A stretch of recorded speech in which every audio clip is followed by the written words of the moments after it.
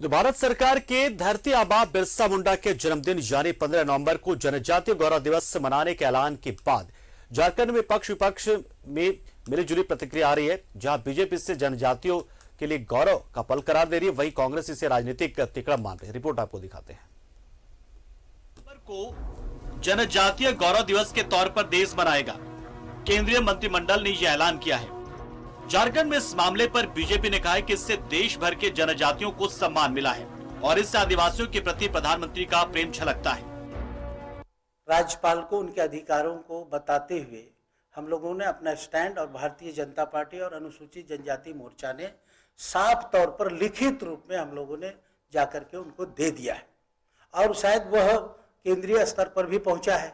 निर्णय होगा कि टीएससी का गठन सही है या नहीं, और किसी को भ्रमित करने के लिए अगर कुछ कह रहा है तो उन विषय पे हम लोग क्यों पड़े।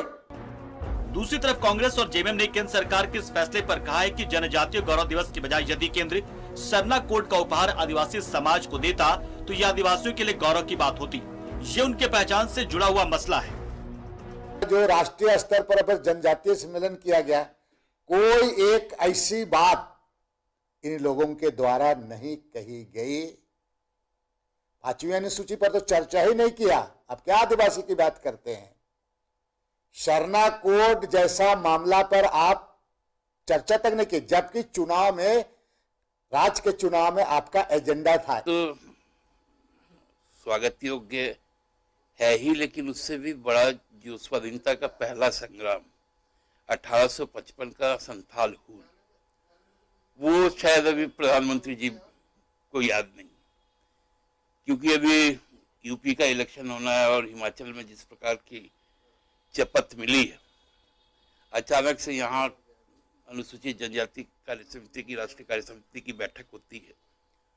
उसी दिन 86वें अंक में उनके मन की बात में बिरसा मुंडा जी याद आते हैं। पक्ष विपक्ष दोनों के अपने अपने तर्क हैं। इस तर्क वितर्क के बीच ये तो सत्य है कि धरती आबा के जन्मदिन को अब जनजातीय गौरव दिवस के रूप में मनाया जाएगा, जो स्वागत योग्य कदम है।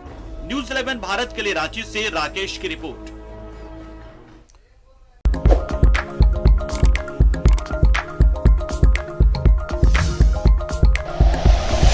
Like and share videos, subscribe करें हमारा चैनल और प्रेस करें बेल आइकॉन। न्यूज़ 11 भारत, सच है तो दिखेगा।